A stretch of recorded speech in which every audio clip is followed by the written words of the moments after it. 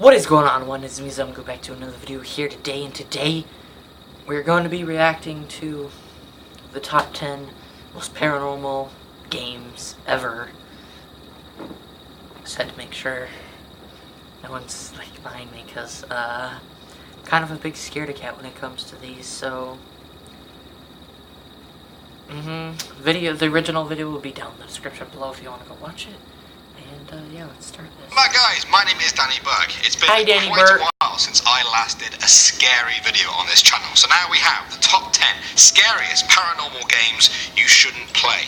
Now I'm not saying I do or don't believe in any of these. It's not about me. I'm just here to explain the rules of these scary games and what might happen to those who, please guys, don't do anything dangerous. I'm going to mention things like lit matches in this. If you're a kid doing this, please don't do that. The last thing I want is to pass on the rule and one of you gets really hurt. But with that, we're going to start off at number 10 now, and we have the classic that is Bloody Mary. This game named after Queen Mary I of England, named so because of her fondness for executions, and this game apparently lets you speak to her. At midnight, go to the bathroom, turn off all the lights and light one candle in front of the mirror. Then stare into the reflection and say Bloody Mary 3 times. According to some people, upon reaching the final Bloody Mary, she will appear directly behind the person looking in the mirror. It will start off as a vague face, but slowly becomes a terrifying image of Bloody Queen Mary I. Flicking on the bathroom lights will banish her for good. Moving on to number 9 now, we have the 3 Kings. You will need a friend for this one.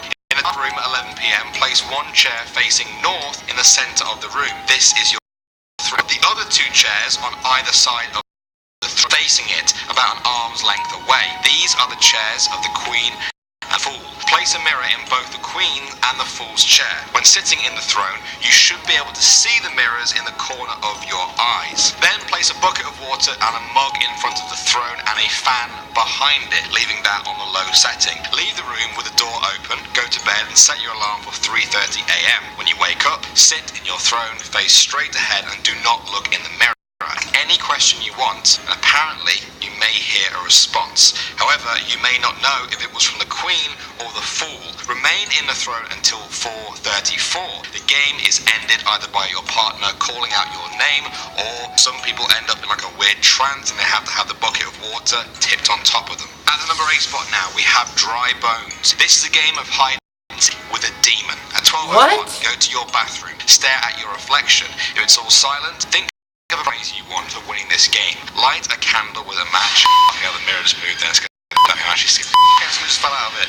I'm not kidding. That bit of paper jumped off the hat. It's landed. It's landed. I'm just filming a video, so I can't call you back. That would be me. I'm actually scared. If the match burns for 15 seconds or more, you may continue. Lie down on the floor and say, I am aware of your presence and I welcome you into my home. Come now. Then go to the largest room in your house and wait. If you hear a moaning noise, hide and seek has begun. Find your hiding place and remain hidden until 3 AM while the demon searches for you. At that time, the game is over. Safe to come out. Return to the largest room in your house and say, thank you for playing, but you must leave now. You are no longer welcome. Your prize is said to be then waiting outside your front door the very next morning, but many people are afraid to even try this. Even want to know what happens if they lose. Well, yeah, you're playing hide and seek. We have the game. To play this, you need to step inside a dark closet, hold up an unlighted match and say, show me the light or leave me in darkness. If you hear whispering, light the match immediately. If you don't do it quick enough, or if you turn around to see what's behind you, apparently something will bring you to eternal darkness. If everything goes okay, step outside of the closet with the lit match. From now on, you'll only ever look in the closet with the light on because it's now haunted by a demon. Okay, we're at the number 6 spot now, and we have Charlie. You may have seen YouTubers doing this one.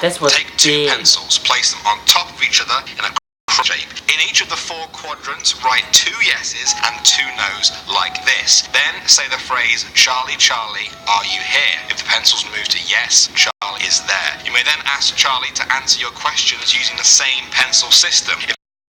There are some pretty hilarious videos of people freaking out over this one on YouTube. If this scares you too much, there are some pretty hilarious videos on YouTube of people freaking out to this one.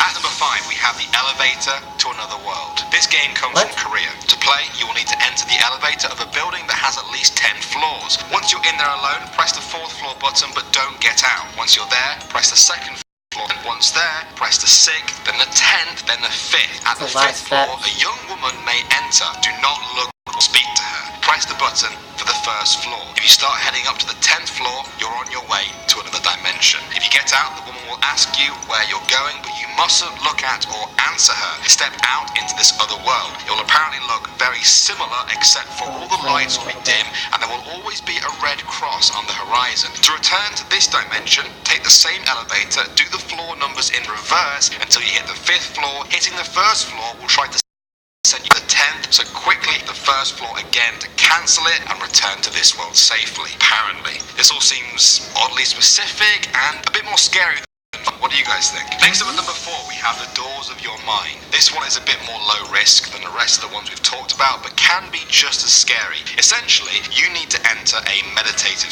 to get there through any method you can. Then you need to start visualizing the inside of your mind as a long corridor that goes on forever, with infinite doors and infinite rooms. Each room will become a part of your mind. As you walk towards each door, you will either feel a negative or a positive presence. If you don't like the feeling that you get, you don't have to. Some people find that walking into the good rooms help them appreciate parts of their lives, while walking into the bad rooms helps them deal with problems. But be warned, the further you go, the deeper into your own mind you are said to go, to areas you might not even know about or want to go to at all. Everyone has these rooms locked away in their minds. It's up to you if you want to open them and see what's inside. At the number 3 spot now, we have Daruma-san. This is a Japanese game based on an old ritual that summons a ghost. Take a bath before bedtime as if it's a normal bath, but turn the lights off. Sit right down in front of the tap, close your eyes, and begin washing your hair while chanting, Daruma-san fell down, over again. Just keep saying it. You will apparently see a mental image of a woman standing in front of a bathtub before she ends up falling on a rusty tap that impales her eye. Yeah, lovely stuff. Continue this chant as you wash your hair. Once you feel a presence near you, why would anyone want to do why this? Did you fall in the bathtub? Don't wait for an answer. Get out, get dry, leave the bathroom and close the door behind you. After sleeping, the next morning will be the start.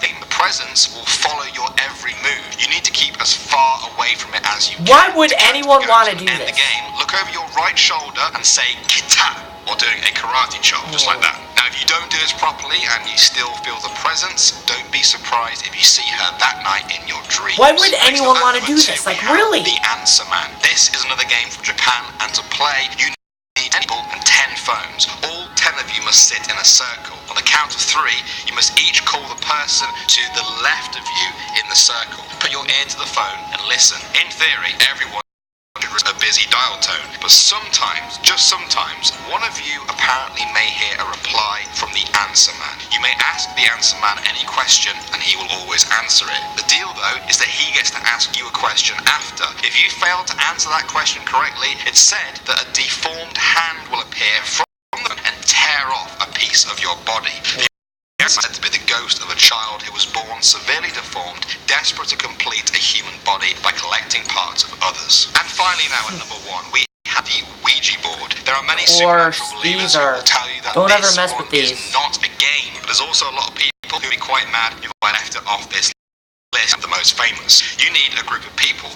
It seems to be ideal. You will also need a Ouija board. Place the pointer in the middle of the board and all players should then lightly rest their fingers on top. A question should then be asked of the board and then players must wait for any nearby spirits to come and answer by moving the pointer across the board. Sometimes this will be a yes or a no question, and other times the board will apparently spell out a word. It's widely believed by the people who play this that a lot of the spirits contacted through the board are evil. Sometimes they might even imitate a dead loved one to trick the players. Those who use the Ouija board say that people should always take it seriously, always say goodbye at the end, and never let it count backwards through the numbers or the alphabet on the board. Failure to do any of these can leave people wishing they'd never contacted the spirit in the first place. Well guys, thank you for watching. I hope you all enjoyed that. I hope it wasn't too scary or weird. I'm not sure how much of this I personally believe, so I'd be interested to hear your thoughts on these games. in the comment section below. One thing I do know is that you really shouldn't play with matches, ever.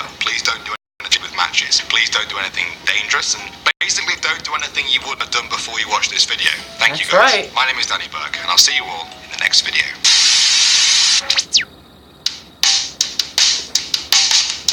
Well, don't ever play any of those.